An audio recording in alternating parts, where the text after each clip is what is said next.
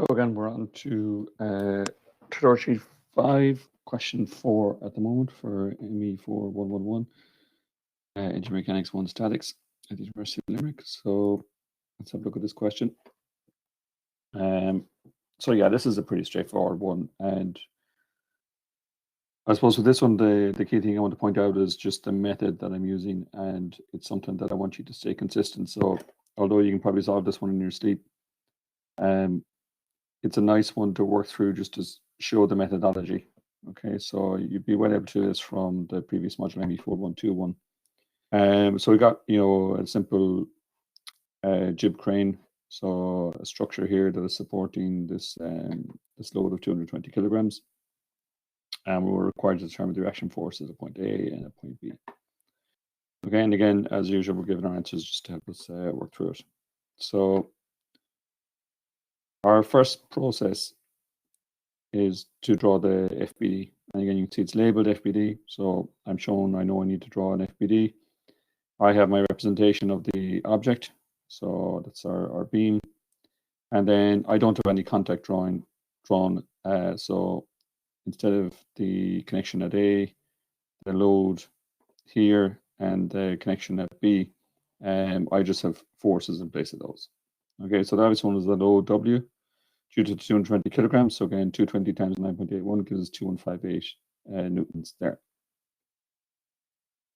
I have my vertical reaction AY and my vertical reaction BY. Okay, and this problem is set up so that we don't have any lateral forces. If you did have lateral forces, you would be able to determine them from this. So again, if you read the section on the book, Merriam and Craig, the recommended text, there's a section there on determinancy. So I've asked you already to have a look through that for yourselves. We didn't cover it in class. Okay, so that's our free body diagram. It's the object in isolation. We have all the forces shown on it. We have no contact, and we have our coordinate system there. So we go about solving it. And again, the process here, I left the free body diagram in here because now this is our model of the system. So this is what we're basing our solution off, and we're forgetting about that picture up there. So let's just get rid of that. I won't care about that anymore.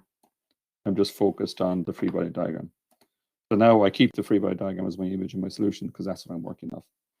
So my first point is to go for sum of the forces equals 0.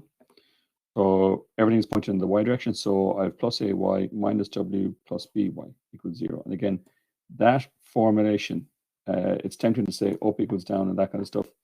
Get used to applying this equation directly. The direction is based plus or minus depending on the way the force is pointing, and everything sums to 0. So all the forces are summing to 0.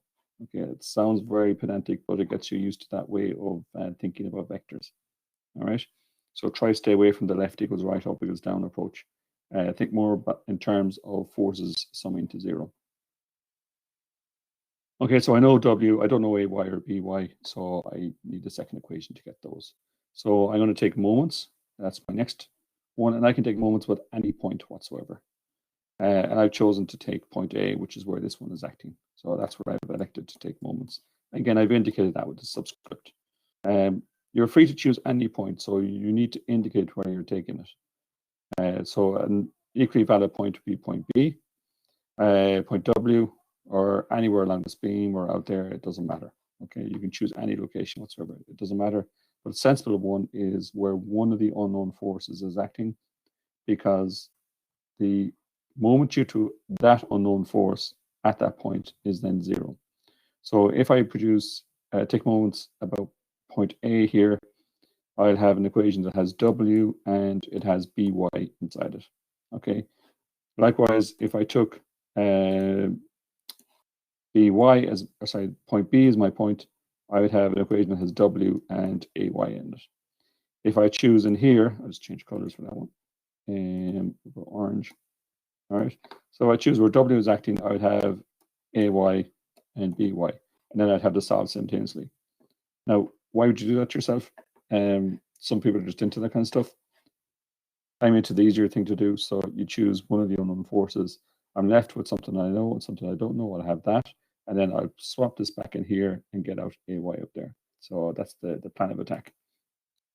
So taking moments above point A, again, I have W, the magnitude of the force, times the distance from point A, so 5.6.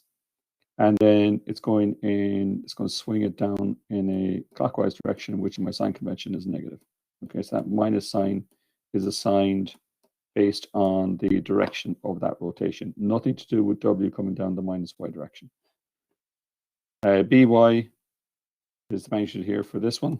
So BY, the distance now is 5.6 plus 2.4, just go with that stuff. So whatever that is, what, 8 actually works out, 8 even.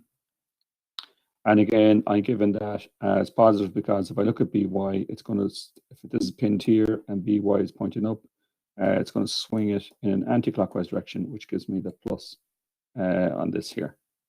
Okay, so again, that plus sign is tied to the fact that this swings in a anti-clockwise rotation, and there's nothing got to do with the fact that BY happens to be positive in terms of a force. Okay, so that gives me BY equal to 1510.6 newtons. And then I can substitute that back in here into my original equation and solve for AY, which comes out at 647.4 newtons.